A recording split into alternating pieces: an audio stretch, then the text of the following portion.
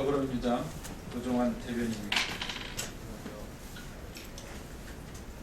김무성 대표의 신년 기자회견은 새로운 내용은 전혀 없었습니다.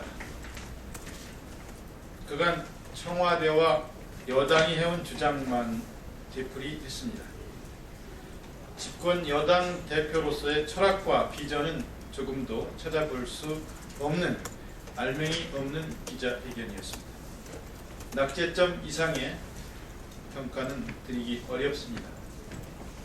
김무성 대표는 경제적 어려움을 부각하며 정치권이 대책을 세우지 못하고 있다고 비판했습니다.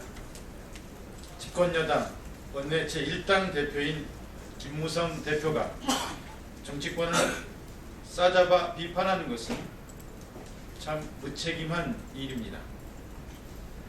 19대 국회가 역대 최악의 식물 국회라면 가장 큰 책임을 져야 할 사람은 청와대 지시에 끌려다니며 국회를 파탄으로 몰아넣은 김무성 대표가 아닐 수 없습니다. 김무성 대표는 우리나라가 지금 안팎으로 심각한 위기에 직면해 있다고 말했는데, 이런 상황에도 낙관적 전망으로 일관하며 안이한 대책만 내놓은 박근혜 정부부터 질타해야 마땅했습니다.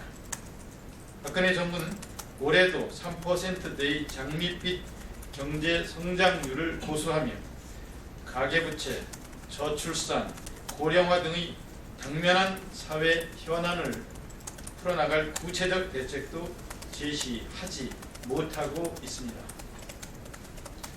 그런 점에서 경제 위기의 신호들을 그저 노동관계법 처리를 위한 압박의 명분으로 삼으려는 김무성 대표의 행태는 정말 무책임합니다.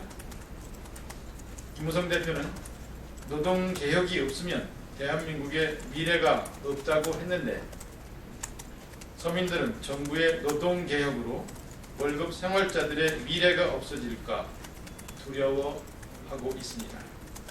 더 쉬운 회복, 더 낮은 임금으로의 노동시장 구조 개혁은 김무성 대표의 주장과는 달리 민생 파탄의 재앙이 될 것입니다. 지금의 경제 상황은 바로 박근혜 정부 경제 정책의 실패를 보여주는 것이며, 위기에 빠진 국가 경제와 민생을 살리기 위해서는 잘못된 경제 정책을 바로 잡는 것이 우선입니다.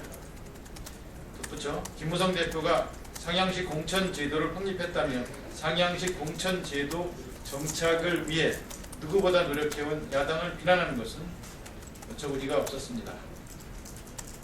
어렵게 만들어 놓은 대화와 타협의 기틀을 무너뜨리고 다시 국회를 대립과 대결로 몰아넣는다면 그 책임은 온전히 김무성 대표와 새누리당이 져야 할 것임을 분명히 지적합니다.